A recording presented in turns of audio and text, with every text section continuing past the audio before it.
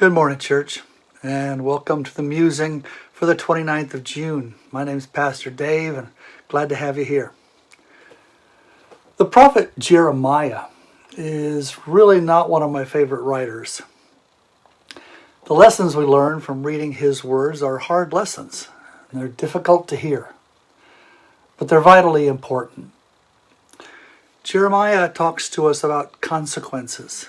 He reminds us that our choices matter, that our words and our deeds have an effect, and that we bear responsibility for that effect.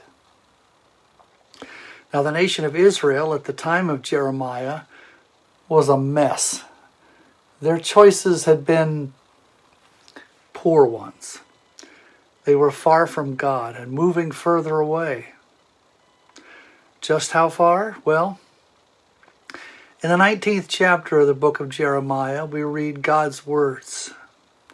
And God says, "They have built high places to Baal, on which to burn their children in the fire, as burnt offerings to Baal. Something I have never commanded or mentioned. I never entertained the thought." Sacrificing their children by burning them on an altar as a horrible offering to a fake God. How did it come to this? Israel had started out with such promise, led by Moses and then Joshua and then other leaders lifted up by God. Israel had been established as a great kingdom, prosperous, safe, moral. What crisis changed all that? What historic turning point transformed a nation of God followers into a nation of child murderers? Well, there wasn't one. No great event, no sudden decision, no foreign conquest. Israel had just drifted. Little compromises, minor failures of obedience, small things accepted that used to be unacceptable. And over time, God's children became a people who no longer turned to God, no longer trusted in God, no longer obeyed God, no longer wanted God.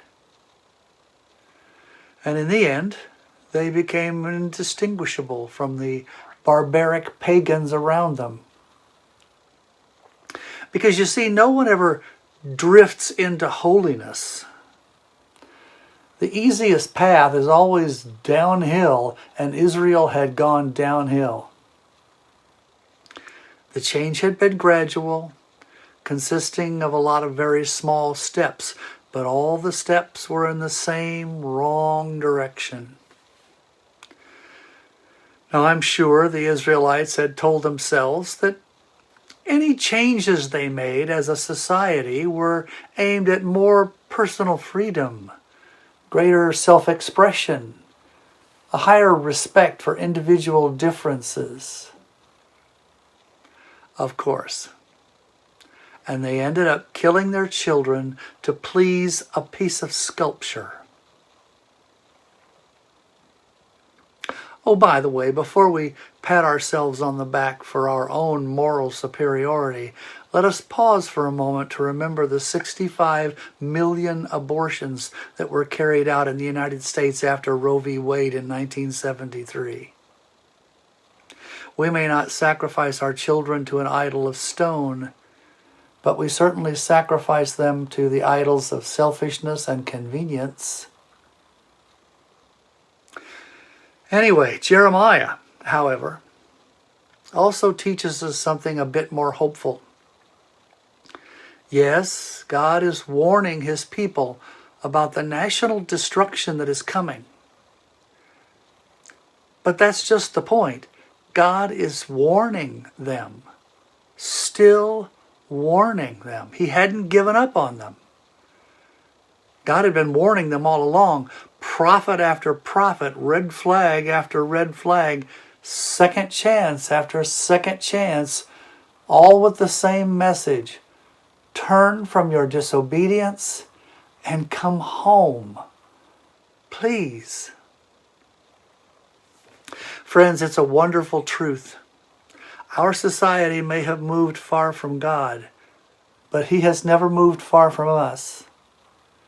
All we have to do is turn around, and there He is. And what's true for a nation is true for an individual. Brothers and sisters, if you want to come home to God, it's not a long process. Stop. Turn around. Reach out your hand. You're there. God bless you all.